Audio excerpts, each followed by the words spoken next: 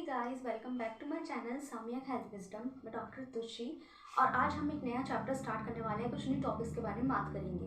तो जैसे कि हमारा एनाटॉमी ट्रेन की सीरीज चल रही है, तो उसमें हमने लास्ट टाइम डिस्कस किया था इंट्रोडक्शन ऑफ एनाटॉमी, जिसमें हमने एक्सियल और अपेंडिकुलर सिस्टम के इंट्रोडक्शंस के बारे में थोड़ा रीड किया था, थोड़ा समझा था उसके बारे में। आज जो हमारे टॉपिक है वो बहुत ज़्यादा इंपॉर्टेंट टॉपिक है और टॉपिक ये है कि हम आज देखेंगे एनाटॉमिकल पोजीशन क्या होती है, प्लेन्स एंड एक्सिस क्या होता है हमारे बॉडी के, and divisions of skeletal system क्या होता है हमारी बॉडी का, स्केलेटल सिस्टम का डिवीजन क्या है, कितने बोन कितने भाग में बटे हुए हैं। ओके, तो ये चीज़ हम यहाँ पे जानने की कोशिश करेंगे। तो बिना किसी देरी के स्टार्ट करते हैं। So firstly I will introduce to the anatomical position. मैंने लास्ट वीडियो में भी बताया था कि हमारी बॉडी जो होती है उसमें एक एनाटॉमिकल पोजीशन हम बनाते हैं। तो एनाटॉमिकल पोजीशन क्या होती है यही हम जानेंगे। ये बहुत ज़्यादा इंपॉर्टेंट टॉपिक है। चाहे आप किसी भी मेडिकल या पैरामेडिकल फील्ड से बिलोंग करते हैं, अगर आप फर्स्ट ईयर के स्टूडेंट हैं और फर्स्ट ईयर के फर्स्ट टर्म का एग्जाम दे रहे हैं या सेकंड टर्म का एग्जाम दे रहे हैं या फर्स्ट सेमेस्टर दे रहे हैं, तो 101% है, इस पर स्टार बना दीजिएगा। एनाटॉमिकल पोजीशन शॉर्ट नोट में ज़रूर पूछने को आएगा। ओके, बैकग्राउंड नॉइस को बिल्कुल अवॉइड कर दीजिएगा, आपको फोकस सिर्फ मेरी वॉइस पर करना है। तो एनाटॉमिकल पोजीशन क्या होती है? एनाटॉमिकल पोजीशन एक ह्यूमन बॉडी की वो पोजीशन होती है जो एक्वायर्ड होती है, मतलब जिसे हम बनाते हैं। बाय बर्थ वो प्रेजेंट नहीं हो सकती, उसे हम बनाएंगे। ओके, बनाते हैं, कैसे बनाते हैं? तो मैं सिंपली आपको एक पोजीशन बना के दिखा देती हूँ, बाकी मैं एक पिक्चर भी लगा दूंगी जिससे आपको ज़्यादा अच्छे से समझ में आ जाए।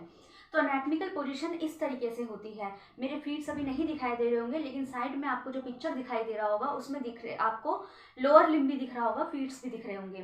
तो एनाटॉमिकल पोजीशन क्या कहता है? तो हम ऊपर से स्टार्ट करते हैं। एनाटॉमिकल पोजीशंस एक वो पोजीशन होती है, हम इसको ऐसे डिफाइन करते हैं कि जो ह्यूमन बॉडी है वो बिल्कुल इरेक्ट स्टैंडिंग पोजीशन में जो है होता है। ह्यूमन बॉडी होता है, ह्यूमन बीइंग होता है, वो इरेक्ट स्टैंडिंग पोजीशन में होता है। तो एक बात तो यहाँ क्लियर है कि एनाटॉमिकल पोजीशन हमारी स्टैंडिंग पोजीशन में होती है। ओके, तो इरेक्ट पोजीशन मतलब जो इंसान है वो सीधा खड़ा है।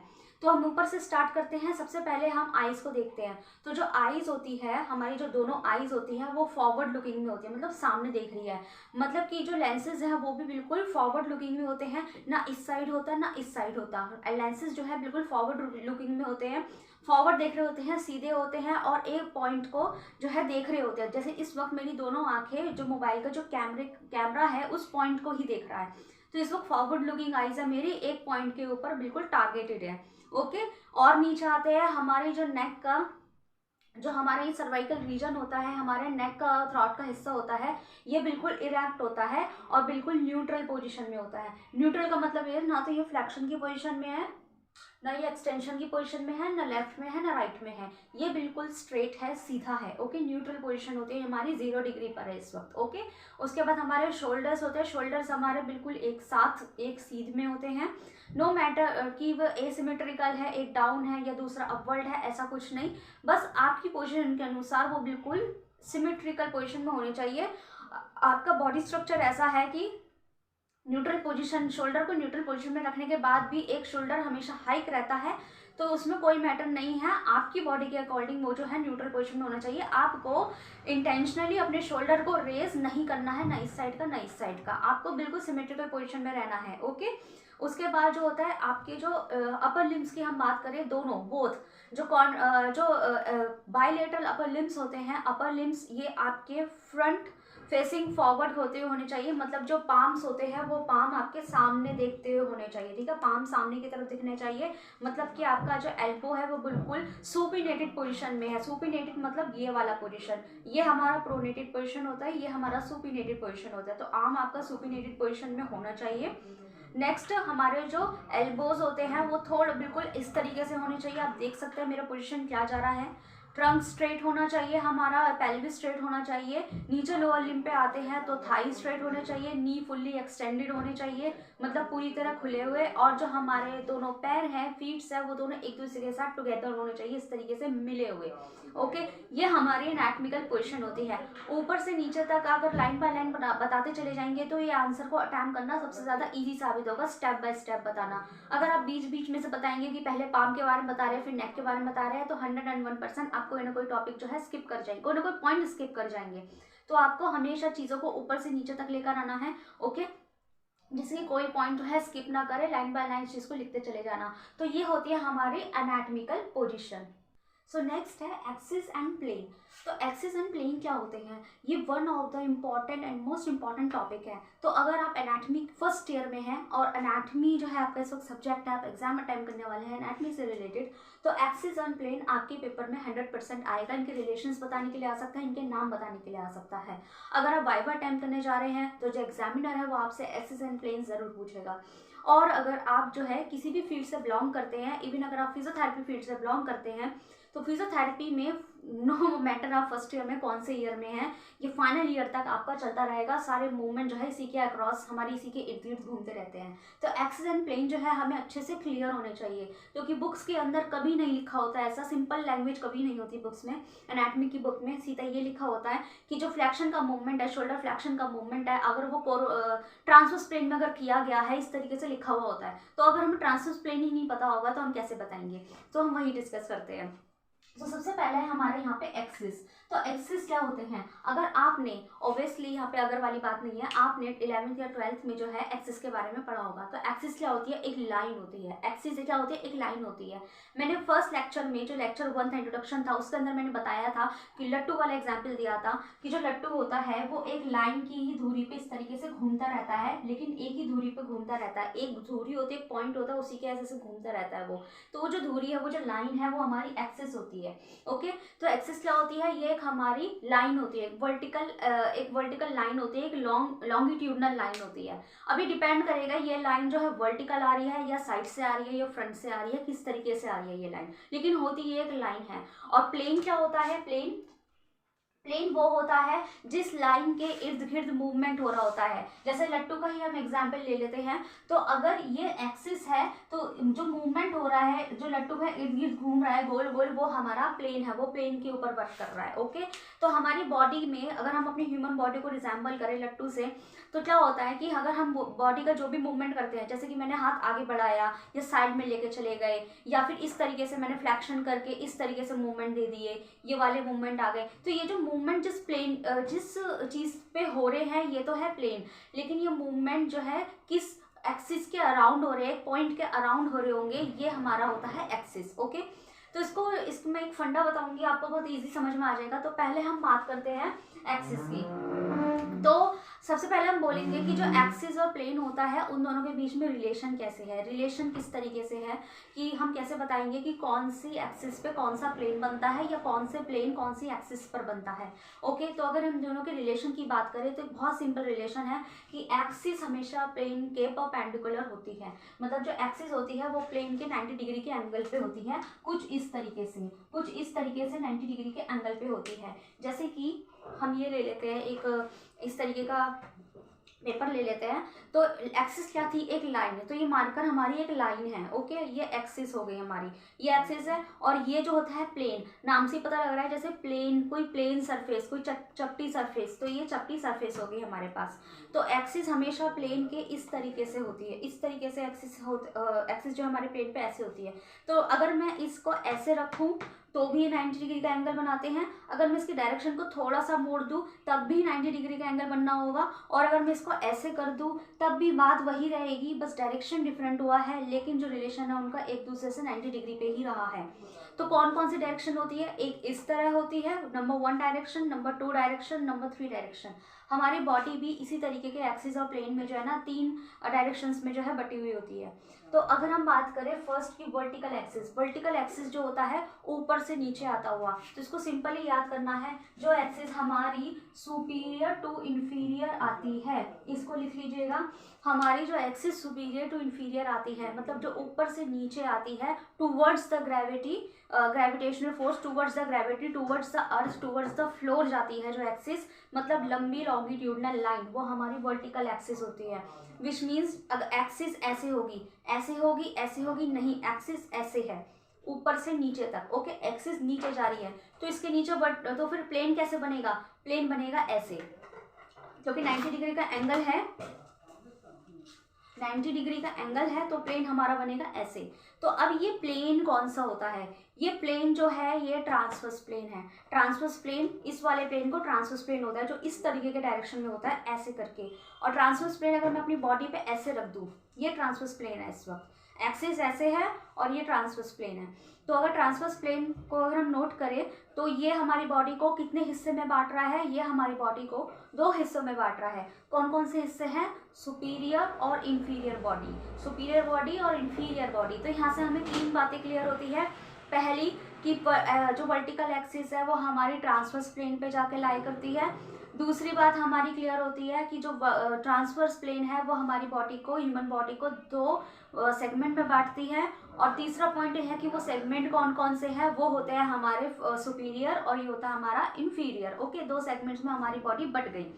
तो 2 सेगमेंट, सुपीरियर और इंफीरियर सेगमेंट में बटने वाले जो प्लेन होता है उस प्लेन का नाम है ट्रांसवर्स प्लेन, और उसके ऊपर जो एक्सिस लाई करती है वो है हमारी vertical axis. Okay, so next है सजाइटल एक्सिस। सजाइटल एक्सिस हमारी वो होती है जो सामने से आती है, मतलब फ्रंट टू बैक जो जाती है, जो एक्सिस फ्रंट टू बैक जा रही थी। दोनों को कंपेयर करते हैं तो वर्टिकल एक्सिस हमारी सुपीरियर टू इंफीरियर जा रही थी, और जो हमारी सजाइटल एक्सिस होती है वो फ्रंट टू बैक जाती है। ओके, फ्रंट टू बैक जो एक्सिस जाएगी सामने से पीछे जाएगी। ओके, तो अगेन एक्सिस इस बार ऐसे है, ऐसे नहीं है, ऐसे है। ये हमारी वर्टिकल थी, ये हमारी सजाइटल हो गई। अब ऐसे अगर एक्सिस होगी तो प्लेन 90 डिग्री पे इस तरीके से बनेगा। ओके, पहले हमारा ऐसे था, अब हमारा ऐसे हो गया है। तो प्लेन इस वक्त 90 डिग्री पे ऐसे बनना है, विच मीन्स मेरी बॉडी जो है अब 2 हिस्सों में डिवाइड होगी, 2 हिस्से में फिर से डिवाइड होगी। लेकिन इस बार जो हिस्से बन रहे हैं, इस बार जो बॉडी के डिविजन्स बनने हैं वो कौन कौन से हैं? एक बनना है हमारा फ्रंट और एक बनना है हमारा बैक। ओके, फ्रंट बॉडी 2 भागों में बट गई है, एंटीरियर पार्ट में बट गई है और पोस्टीरियर पार्ट में बट गई है। एंटीरियर मतलब फ्रंट का और पोस्टीरियर मतलब बैक का हिस्सा। ओके, बॉडी को इस बार कैसे डाइसेक्ट किया गया? बॉडी को इस बार इस तरीके से डाइसेक्ट किया गया। पहले हमने कैसे किया था? ऐसे किया था, तो सुपीरियर और इंफीरियर हो गया था। लेकिन अब कैसे हुआ है? ऐसे हुआ है, मतलब एंटीरियर एंड पोस्टीरियर। तो सिंपल है, फिर से हमें 3 पॉइंट जो है क्लियर हो गए हैं कि जो सजाइटल एक्सिस है वो फ्रंट से बैक जाती है। दूसरा कि उस पर जो बनने वाला प्लेन होता है वो हमारा कौन सा प्लेन होता है? हाँ, उस प्लेन का नाम क्या है? उस प्लेन का नाम होता है फ्रंटल प्लेन। फ्रंटल प्लेन होता है ऐसे, और फ्रंटल प्लेन बॉडी को कितने हिस्से में बांटता है? 2 हिस्से में बांटता है, एंटीरियर बॉडी और पोस्टीरियर बॉडी। थर्ड है हमारा फ्रंटल एक्सिस। अब फ्रंटल एक्सिस क्या होते हैं? फ्रंटल एक्सिस हमारी साइड से आती है। देखो, एक ऊपर से आ गई वर्टिकल एक्सिस, एक सामने से आ गई सजाइटल एक्सिस, अब एक साइड से आएगी फ्रंटल एक्सिस। ओके, इसको ट्रांसवर्स एक्सिस भी बोलते हैं। ओके, इसको क्या बोलते हैं? ट्रांसवर्स एक्सिस भी बोलते हैं। तो फ्रंटल एक्सिस का जो दूसरा नाम होता है वो ट्रांसवर्स एक्सिस भी होता है। ओके, ट्रांसवर्स एक्सिस या हॉरिजॉन्टल एक्सिस, मतलब जो हमारी धरती से फ्लोर से पैरेलल आ रही है, इस तरीके से आ रही है। ओके, इस तरीके से आ रही है, हमारी साइड में को आ रही है। तो जब साइड से, मतलब लेफ्ट टू राइट या right to left, left to right या राइट टू लेफ्ट, तो इसकी जो डायरेक्शन होगी या तो लेफ्ट टू राइट होगी या राइट टू लेफ्ट होगी। ओके, इस तरीके से होगी। अब अगर कोई एक्सिस साइड से आ रही है तो उसका प्लेन कहाँ बनेगा? इस तरीके से बनेगा, प्लेन ऐसे बनेगा। अगेन बन गया 90 डिग्री के एंगल पे, तो उसका प्लेन ऐसे बनेगा, और इस वाले प्लेन को बोलते हैं सजाइटल एक्सिस, सजाइटल प्लेन। इस वाले प्लेन को क्या बोलते हैं? Sagittal plane. ओके, तो ये सजाइटल प्लेन होता है। अब आप देख सकते हैं कि सजाइटल प्लेन मेरी बॉडी को फिर से 2 हिस्सों में बांट गया, लेकिन इस बार कौन कौन सा डिविजन है? इस बार है लेफ्ट बॉडी और इस बार है राइट बॉडी। एक है हमारा लेफ्ट बॉडी, एक है हमारा राइट बॉडी। तो फिर से हमें 3 बातें क्लियर हो गई। पहला कि जो फ्रंटल एक्सिस है वो लेफ्ट टू राइट या राइट टू लेफ्ट की डायरेक्शन में जाती है बॉडी के। दूसरा, ये इस पे जो बनता है हमारा सजाइटल प्लेन बनता है। तीसरा, ये अगेन बॉडी को 2 डिविजन्स में डिवाइड करती है, एक लेफ्ट साइड बॉडी और एक राइट साइड बॉडी। ओके, यही एक्सिस और प्लेन है।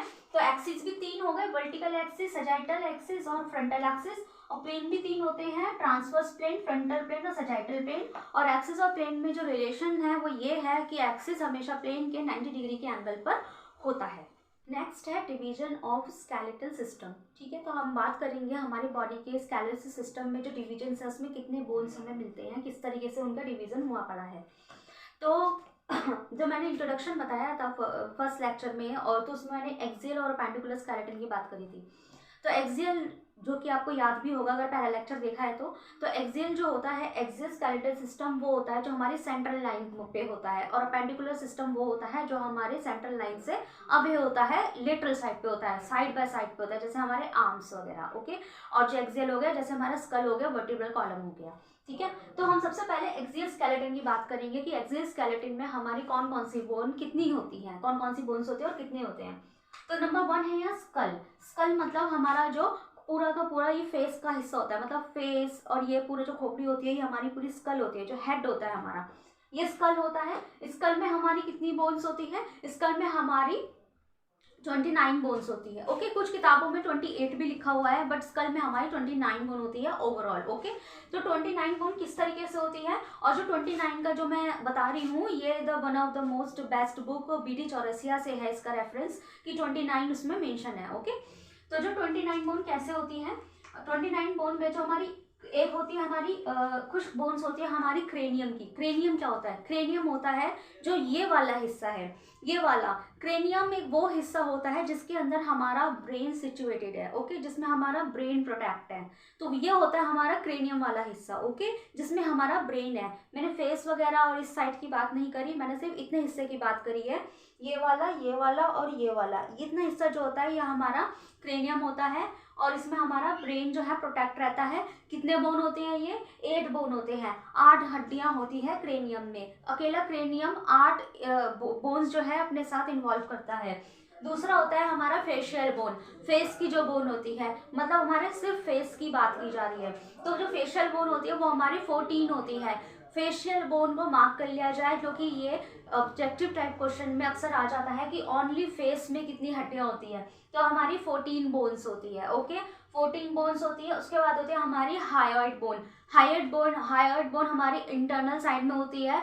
ठीक है, फेस स्कल के अंदर की तरफ होती है, मिड साइड पे होती है, सेंट्रल लाइन पर होती है, तो ये हमारी हायोइड बोन हो गई। उसके बाद आता है हमारा ऑडिटरी ऑसिकल्स। ऑडिटरी ऑसिकल्स मतलब जो हमारे कानों में हड्डियां होती है, सुनने की जो सुनने वाला जो एरिया होता है कानों में जो हमारी हड्डियां होती है वो हमारी ऑडिटरी बोन्स होती है, उनको ऑडिटरी ऑसिकल्स बोलते हैं। वो कौन कौन सी होती है, मेलियस इनकस और स्टेपिस। कौन सी होती है, मेलियस इनकस और स्टेपिस। अब आप सोचेंगे कि वो तो 3 हो गई, वो 3 नहीं है क्योंकि हमारे जो ईयर्स होते हैं वो काउंट में 2 होते हैं।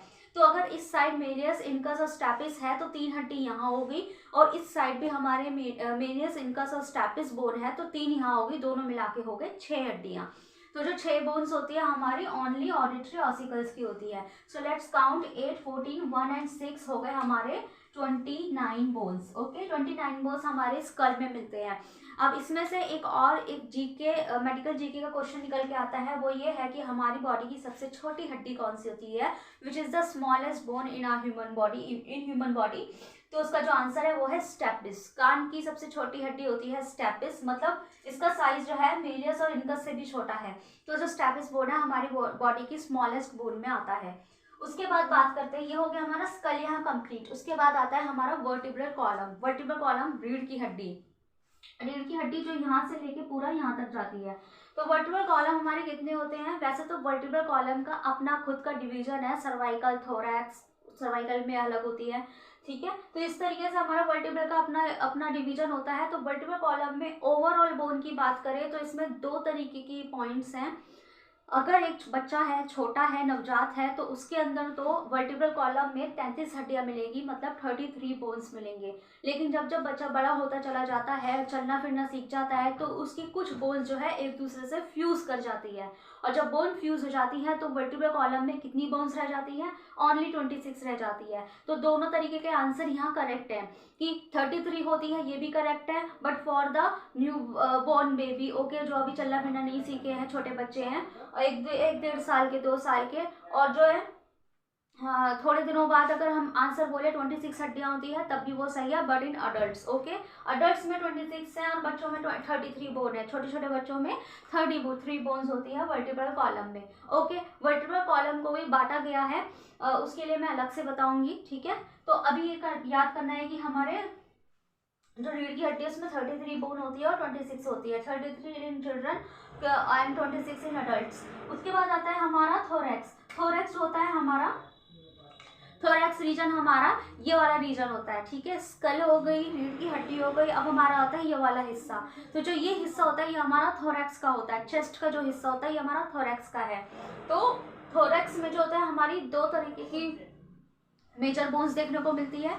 एक होती है हमारी स्टर्नम और एक होती है हमारी रिब्स, ठीक है। कुछ होती है स्टर्नम, कुछ है रिब्स। स्टर्नम जो होती है, मैंने पहले इंट्रोडक्शन और एनाटॉमी में बताया था, स्टर्नम बोन को ब्रेस्ट बोन भी बोलते हैं। जो जब भी कोई ओपन हार्ट सर्जरी होती है तो स्टर्नम बोन को ही ड्रिल किया जाता है। तो ये जो हमारी फ्रंट की बोन होती है ये हमारी ब्रेस्ट बोन होती है। ये एक तरीके का कनेक्टर है सारी पसलियों को जोड़ने का। ओके, और जो रिब्स होती है, रिब्स मतलब पसलियां वाली हड्डी, ठीक है। पसलियां जो होती है ये हमारी साइड बाय साइड होती है, दोनों मिलकर थोरैक्स रीजन बनाते हैं। तो हमारी स्टर्नम एक ही होती है, हमारी एंटायर बॉडी में स्टर्नम एक ही है। एक ही क्यों है? क्योंकि ये एक ही कनेक्शन है यहाँ से लेके यहाँ तक। हालांकि स्टर्नम अपने आप में 3 टाइप की होती है, लेकिन वो बोन एक ही है। वो जो टाइप सब डिविजन है वो उसके अपने खुद के हैं, लेकिन बोन वो एक ही है, स्टर्नम। ओके, पीछे स्टर्नम नहीं होता क्योंकि पीछे हमारी रीढ़ की हड्डी आ गई, वर्टिब्रल कॉलम आ गया। फ्रंट में हमारा स्टर्नम होता है और उसके बाद आते हैं रिब्स। तो रिब्स जो होती हैं, पसलियां होती है, ये हमारी 12 जोड़ी होती है, 12 पेयर्स। तो 12 पेयर्स मतलब 12 इधर और 12 इधर। तो अगर 12 इधर होगी और 12 इधर होगी तो दोनों मिलके बनती हैं 24 बोन्स। ओके, 24 बोन्स मिलती है। स्टर्नम 1 है, रिब्स है 24। अगर हम अब बात करें अपेंडिकुलर स्केलेटन सिस्टम की, कि अपेंडिकुलर स्केलेटन सिस्टम में हमारी कौन कौन सी बोन होती है और वो कितनी कितनी होती है हमारी बॉडी में। तो सबसे पहले आती है हमारी क्लैविकल। जो क्लैविकल बोन होती है, मैंने फर्स्ट लेक्चर में बताया था कि क्लैविकल बोन हमारी कॉलर बोन होती है। तो ये जो हमारी बोन जो होती है, ये वाली जो यहाँ पे हमारी हंसली की हड्डी भी बोल देते हैं इसे, फीमेल्स में सबसे ज़्यादा प्रोमिनेंट होती है, मेल्स में इतनी ज़्यादा नहीं होती है। तो ये जो हमारी क्लैविकल बोन होती है, ये जो हमारी कॉलर बोन होती है, ये हमारी क्लैविकल होती है। तो बॉडी 2 हिस्से में डिवाइड है, लेफ्ट और राइट साइड। तो हमारी क्लैविकल भी 2 होती है, एक लेफ्ट में होती है, एक राइट में होती है। तो इसी वजह से हमारी क्लैविकल बॉडी में 2 पाई जाती है। ओके, 2 क्लैविकल्स होती है हमारी बॉडी में। सेकंड है स्कैपुला, ये भी 2 होती है। स्कैपुला कहाँ होती है, ये भी मैंने लेक्चर में बताया था। स्कैपुला जो होते हैं हमारे शोल्डर ब्लेड होते हैं। जो यहाँ पे हड्डी होती है हमारी, इस तरीके ये वाली जो हड्डी होती है ये हमारी शोल्डर ब्लेड्स होते हैं, इन्हें स्कैपुला बोलते हैं। तो एक होता है हमारा लेफ्ट हैंड की तरफ, शोल्डर गल्डल बनाता है जो हमारा, और दूसरा होता है हमारा राइट हैंड साइड। ओके, तो ये हमारी होती है स्कैपुला बोन। ये अगेन काउंट में 2 होती है। थर्ड है हमारी ह्यूमरस। ह्यूमरस जो होती है हमारी अपर आर्म की बोन होती है, मतलब जो ये होता है हमारा अपर आर्म, ये हमारी बोन होती है ह्यूमरस। मतलब शोल्डर से लेके एल्बो तक की जो बोन है वो हमारी ह्यूमरस होती है। 2 हाथ है तो ह्यूमरस 1 एंड 2, तो 2 ह्यूमरस मिलती है। उसके बाद अल्ना, अल्ना हमारी जो लिटिल फिंगर साइड की बोन थी फोर आर्म में, ये एक यहाँ पे होती है, एक ही साथ में होती है, 2 हो गई। रेडियस भी 2 होती है क्योंकि वो अल्ना के परपेंडिकुलर, अल्ना के पैरेलल ही थी। तो यहाँ पे ये हो गई हमारी थंब साइड पे रेडियस, और एक इस हाथ में हो गई, तो ये भी हो गई रेडियस, तो हो गई 2। उसके बाद आता है हमारा कार्पल्स। आपको याद होगा कि जो कार्पल होती है, जिन्होंने लेक्चर देखा था उनको याद होगा कि जो कार्पल होती है वो हमारी रिस्ट में मिलती है, इतने हिस्से में, और ये काउंट में 8 होती है। तो अगर एक हाथ में 8 है तो दूसरा हाथ मिला के होगी 16। तो 16 कार्पल्स होते हैं हमारे overall body, all over body में। उसके बाद आता है हमारा मेटाकार्पल। मेटाकार्पल एक हाथ में 5 होते हैं, मैंने पहले बताया था। मेटाकार्पल होती है ये वाली, तो थंब के हिस्से की 1 metacarpal, 2 metacarpal, 3 metacarpal, 4th metacarpal and 5th metacarpal. 5 + 5 = 10। Okay, 10 metacarpal होगी। Next phalanges. तो हमारे एक हाथ में 14 फैलेंजेस होते हैं। फैलेंजेस मतलब फिंगर्स का, 14 फिंगर्स नहीं है, फिंगर्स के पार्टिकल्स है, और फिंगर्स के डिविजन्स है। 1 2 3 4 5 6 7 8 9, 1 2 3 4 5 6 7 8 9 10 11 12 13 एंड 14, 14 एंड 14 मिला के हुए 28। तो 28 फैलेंजेस होती हैं अपर लिम्ब की। ओके, पेल्विस जो होती है हमारी हिप बोन होती है, 2 होती है, एक इस साइड की और एक इस साइड की, तो 2 हिप बोन हो गई, तो 2 हो गई। फीमर आती है हमारी थाई की बोन, तो एक इस साइड एक इस साइड। इसमें मैंने एक जीके का क्वेश्चन भी बताया था, मेडिकल जीके का, कि which is the strongest bone in our body, तो वो फीमर होती है हमारी। तो फीमर भी 2 होती है, एक लेफ्ट थाई और एक राइट थाई की। उसके बाद आती है हमारी फिबुला। फिबुला जो होती है, ये भी मैंने बताया था कि जो हमारी लिटिल टो की तरफ बोन होती है वो हमारी फिबुला होती है। जैसे कि यहाँ पे अल्ना होती है वैसे यहाँ फिबुला होती है। 2 पैर है तो 1 फिबुला एंड 2 फिबुला। और टीबिया जैसे यहाँ रेडियस थी इसी के पैरेलल, उसी तरीके से फिबुला के पैरेलल एक और बोन होती है टीबिया।